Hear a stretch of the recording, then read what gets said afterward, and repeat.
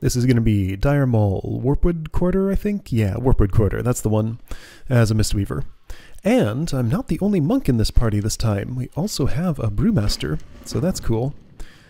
Right, I'm not an expert at this game. This is not a dungeon guide. This represents my personal experience with a random group. So a lot of quests to pick up here. What have we done in Dire Mall so far? We did Gordok Commons. Did we do the other one? There are 3. Shoot, what's the third one? I'm totally drawing a blank. Oh dear. I remember Gordok Commons vividly. I remember this one. Ooh, you're taking a lot of damage there. Yikes. Okay, so gotta be real active on healing this particular person. 2 people from Wormrest Accord. For some reason, I guess just because there are so many servers that get randomly selected for grouping together, it seems pretty improbable. Dude, I am having trouble keeping this brewmaster alive. Giving him the life cocoon helped, but man, that was pretty dicey for just, okay, that was 1 big dude and 3 little dudes. Maybe that was a larger pull than just like 1 group.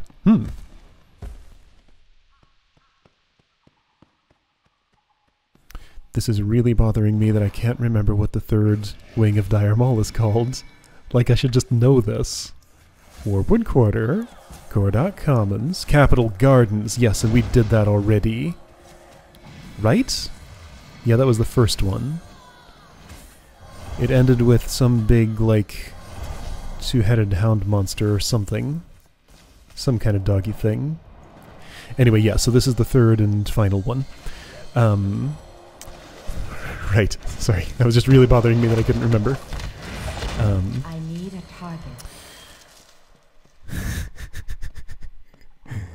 Okay, so you're pulling with Crackling Jade Lightning. That's nice. We're gonna get a repeat of this earlier thing where these 3 Warpwood tree ants are on you at the same time as the Crusher. I need to get closer.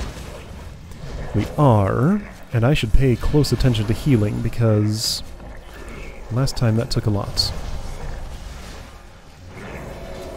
So mana bar's getting down close to half-ish. It's fine though, but I'm sure I'm keeping an eye on it. Because this looks like a player who wants to go at least moderately fast. It's fine. I mean, if I'm not getting down below half, there's not much to worry about. Ooh, that was some sort of fancy chain ability. I think that's the hunter's equivalent of like the roll or the weird paladin horse summon thing, or like, you know, everybody gets their way to move a little bit faster.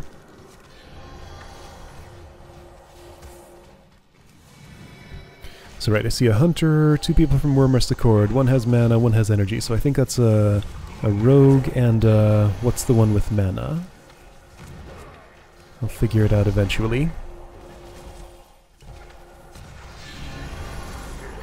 So, since I did all this, I learned a little bit about playing Brewmaster. Haven't actually done it in a dungeon yet, but I tested it out in some other situations just to see what it felt like. It's weird.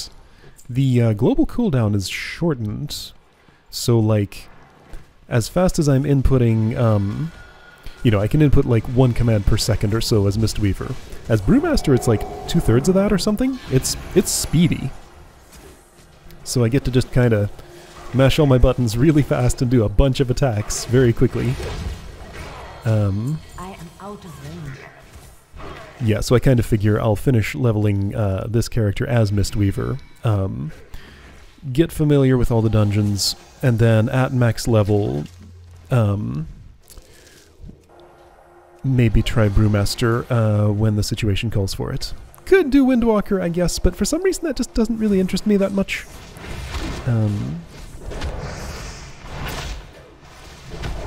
So why did so many people take fire damage there? Like it targeted me and the tank and the hunter. I guess that's just a thing that a Phase Lasher does? Okay. So yeah, a little bit of stuff to fight on the left, but I think that's a dead end. So you go right, get in here. This was a dungeon that I sort of wandered around in for a while after this run ends. I cut out most of it, but you'll see just a little bit of that. Just because I missed some quest stuff. Yeah, I can see like on my map, there's some highlighted in blue stuff that I didn't get to, because it looks like we didn't go that route. Still running with Tiger's Lust. That won't change for kind of a long time. Eventually I figure out that Chi Torpedo is better, but it takes a bit. I've already seen Mr. Trash Tank here use it a couple of times.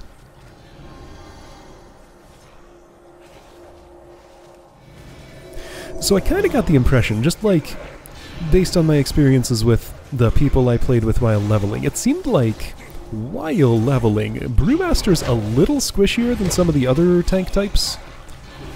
Because yeah, look how much damage he's taking. Maybe he's just like not using his you know, buttons you can press to take less damage as much as other people I've played with. But yeah, I kind of got the impression other monks tended to need a little more healing than, you know, paladins, warriors, druids. Depends on the druid though. Some druids I had some trouble with too. As I said before, this almost certainly depends much more on the player than the class, but I mean, different classes have different dynamics, so you never know.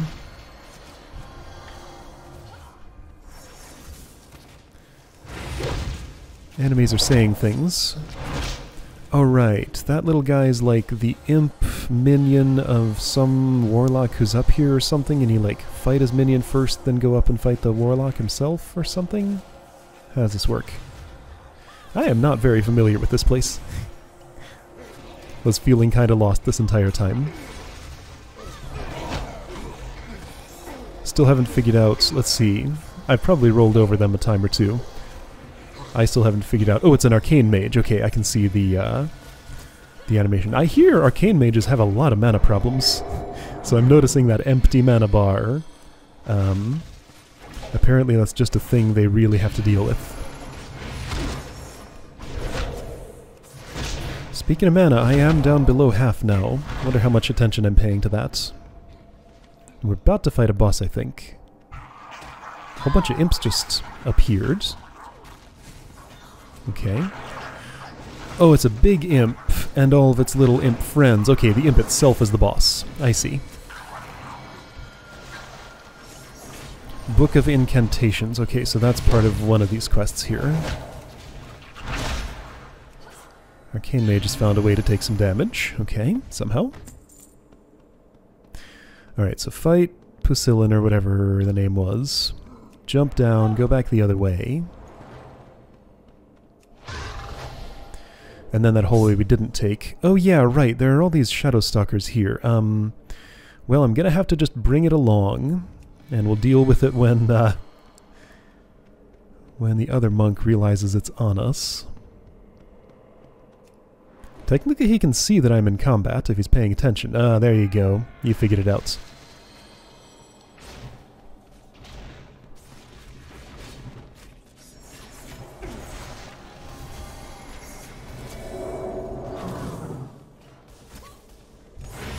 Abilities look the same as they were before, I think.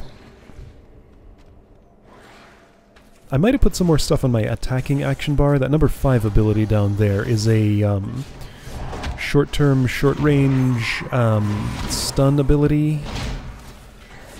I think I just used it. That was the sound of that. I can use it to interrupt spells. It's not a good interrupt, but it's an interrupt for anything that's not immune to any kind of stuns or anything.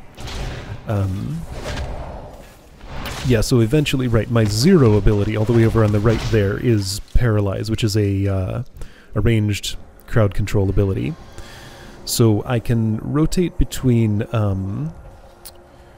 whatever my number 5 is. I forget what it's called. It's a Pandaren racial ability, I think.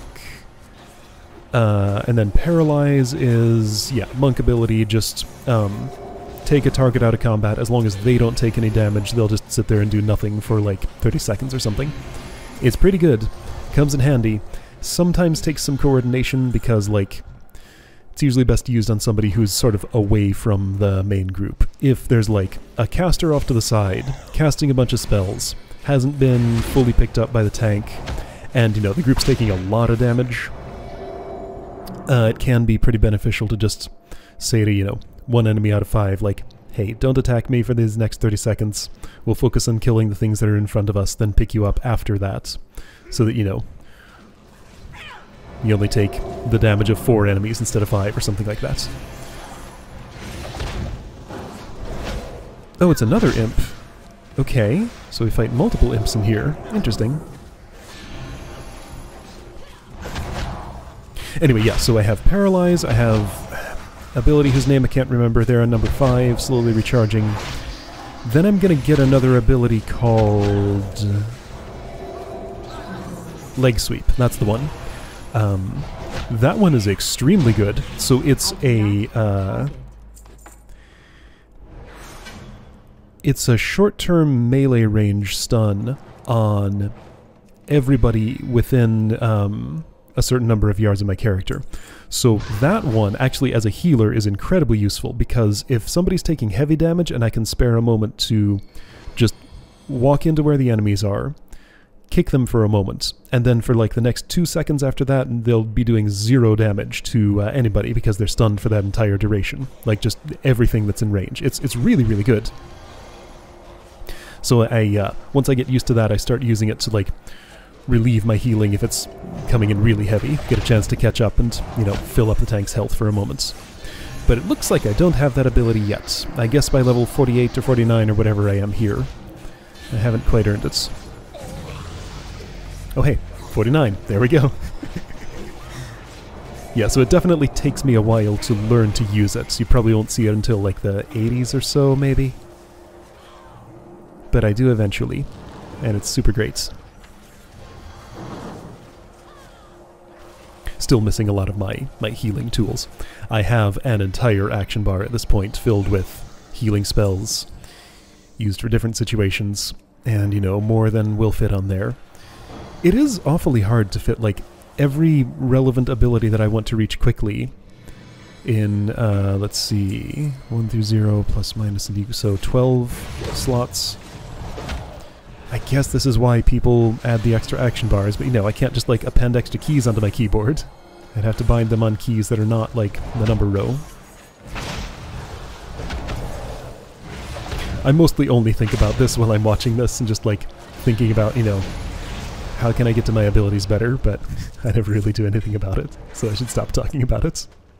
Anyway, that was a boss. I got some loot. That's nice. Everybody has, I have 5 stacks of some sort of watery debuff on me. Since all the icons are showing up, that must be a magic effect that I could probably dispel. I wonder if at any point I roll over that and see if it's something I want to dispel.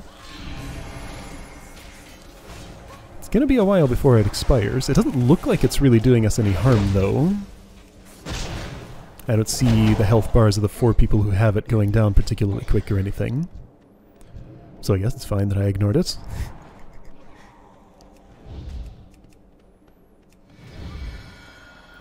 Yeah, I thought I heard noises of somebody getting attacked. I think those were one of those types of things that comes out of the shadows and surprises you. Whole lot of those in this dungeon. So I guess as a tank you'd have to be really attentive to when other party members got put in danger, because you can't always predict it. They can just sometimes come out of places you can't see. Looks like I just tried to dispel the curses that are on me, but those are both curse effects, I think, so I cannot dispel those. Or maybe I was just casting Renewing Mist on myself. I don't know. I tried to self-target with something.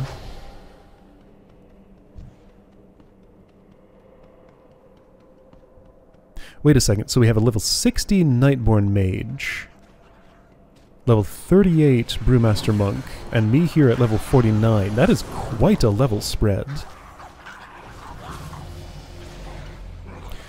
I've learned some more about time walking since I did this, and I think you can't actually time walk to classic dungeons. Still don't know everything about it, but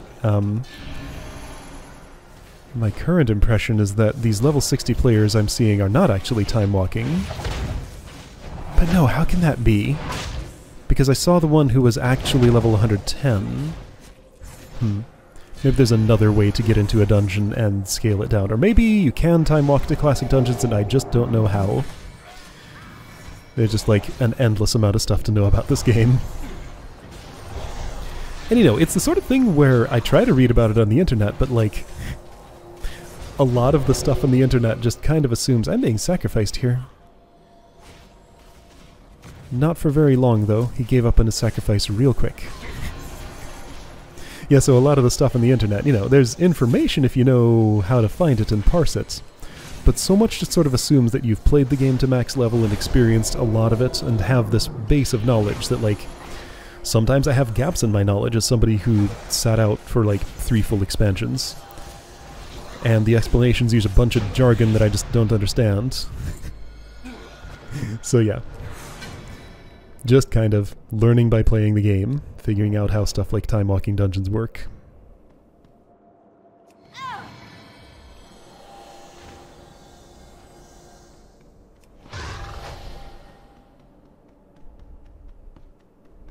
So much of it is just like communal knowledge. You know, ask another player if you want to know about this, which is fair enough to some degree, but I feel like that's a way for superstitions to sneak into what people think about things. So I don't know, I like to figure things out for myself. You know how I am. That's the way I be.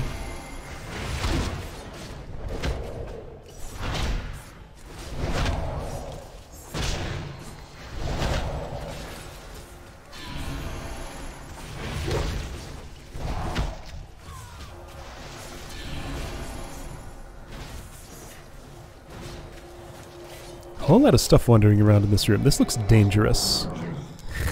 He's not worried. I probably am, because this looks real scary. Bet I'm going to hit that life cocoon button in a moment. Looks like I might not need to, actually. Okay, that was less scary than it looked. Guess those little plant monsters were not anything to worry about.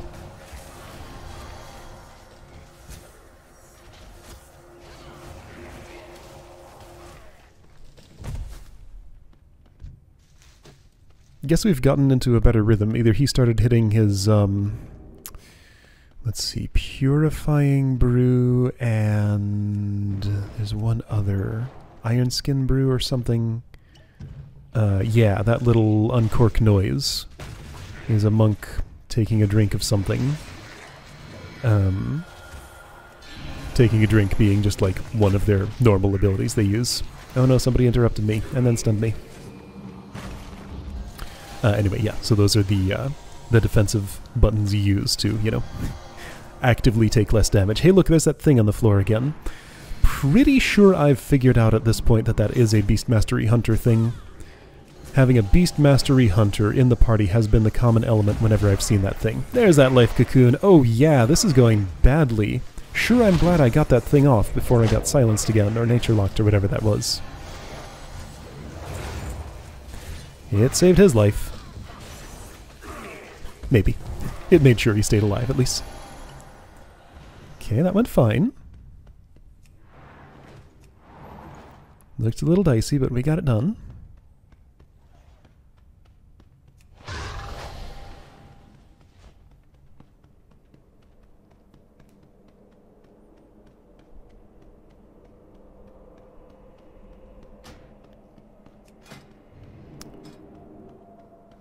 Guess I was curious what talents he took.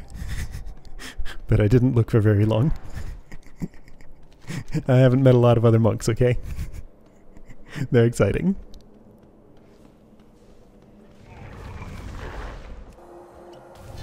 I've seen quite a few more by now, but they're still not, like, the most common class to run into. From what I hear, it is the least played class of any.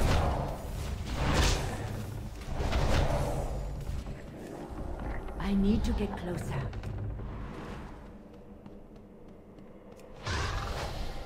So take note of the shape of this room. You know, you come in at the top, go around this ring to the bottom down there. I can heal from up here. This is a nice safe spot. Or I can roll down and overshoot by a lot. Guess I wanted to attack instead of staying there and healing safely.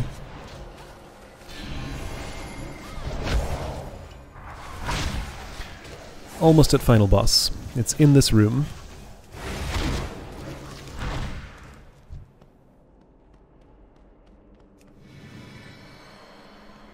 That's the dude. Which is too far away. One thing I learned later is I would want to position myself slightly differently for attacking, because one thing I learned later is that, oh hey, he shapeshifts, is that if you're standing behind a boss, like in the arc that is not in front of them, your attacks can, how is it, they can't block or dodge them or something like that. Let's see, so this is both an offensive and a defensive thing. You never, as a tank, want to face away from your target because then they can critical strike you. If you show them only your front, then you can't get criticaled, I think. Getting critically struck as a tank is very bad. You don't want it to ever happen, because sudden big damage spikes make your healer panic. Or maybe you die. Speaking of healer panic, this looks tough. I did manage to have the renewing mist on him while I was doing those vivifies. It's not right now. Did I put it on 2 other people? It does have 2 charges at this point. When did that happen? Did I note it? I think so. Anyway, yeah, so I used a lot of my mana bar, but it's fine. Al's in the Wind Shaper or whatever is still alive. Ooh, he not looking so good. I don't like to see the red there. He was trying to vivify himself. Okay, he knows how to stay alive. Saw that he was getting into the red. Used Chi Torpedo to run away. Vivify himself. Because he can still do that as a Brewmaster, just not as well. Yeah, he knows what he's doing. I was really excited to see another monk, okay? Alright, so there's like some quest stuff going on here. But I apparently didn't understand what it was. I had no interactions with this object that everybody else is messing with. None that I understood. So I was like, did I miss a step? I see 4 question marks, so I can turn in 4 quests there. So I do the typical teleport out, teleport back in for that. I had parked myself in a place where a raptor caught up to me right away. And apparently you can't teleport to a dungeon in combat. So I had to take care of this annoyance before I could get back there. People are already leaving. If everybody leaves, then I can't teleport back to the dungeon, so I needed to do this quickly. So sure, I can turn in the quests I have. Those are all well and good. I have the quest objectives hidden there. Okay, I think I see what went wrong. Yeah, this one is unfinished, and I didn't understand why. Everybody did something there in the Shrine of Eldrathar. I did not do that thing. That's now way on the other side of the dungeon because I teleported back to the entrance. So I'm like, I need to be there. That's where it's happening, but I don't know what to do. So yeah, this is the downside of not having any time at all to read the quest log. This is when you kind of have to read a little bit. Use the Reliquary of Purity to capture a Felvine Shard. So for this one, you gotta like come to your inventory and find this thing, or have your quest log thing expanded so you can just click the item. I'm trying to find it. There it is. So quest item was given to me. You need to have a Felvine Shard, which is there at the end. Tiny little thing on the ground. Anyway, yeah. So I run back. Right, remember this room. Everybody had already left. I caught the attention of this dude, and I'm kind of hoping I can just, like, outrun him. He's my level, he's elite, he's a dungeon thing. I don't want to tangle with him because I suspect I'll die, and I'm right back at the end of the dungeon. So I jump off here, hoping I can get away, because I'm a little worried. If I die, I'll just have to do this run again and, you know, be a little more careful to avoid him. So those little tiny red things on the ground, those are the targets. You gotta actually pick them up. They're very small. It's like the serpent bloom, I just don't see it. Cool, I got it. Now, I have to walk all the way back to the beginning of the dungeon. So I think, you know what? Let's find out if I can take this dude. All by myself as a healer. Use all your abilities. Life cocoon. So this is what it's like to have the life cocoon on you. See, all the animations are messed up. It's this huge thing taking up all that space. It's kind of annoying, but you know, it's nice as a shield. It's just kind of annoying. That's a heavy hit. I'm watching my health, though. Nice thing about a healer is if you're about to die, you can suddenly be at full health. As long as you don't wait too long in your about to die state. This would all work better if I had renewing mist on myself. I don't think I fully knew about its properties at this point. So I'm just using my 1, 2, 3 buttons. And yeah, this guy's 2/3 down already. So I realize at this point, if it's just one at a time, and I have a full mana bar and stuff, and I'm in a good place where I can take my time, I can totally solo a single dungeon enemy, an elite one. I just sort of assumed that I couldn't, but here I proved to myself that I can.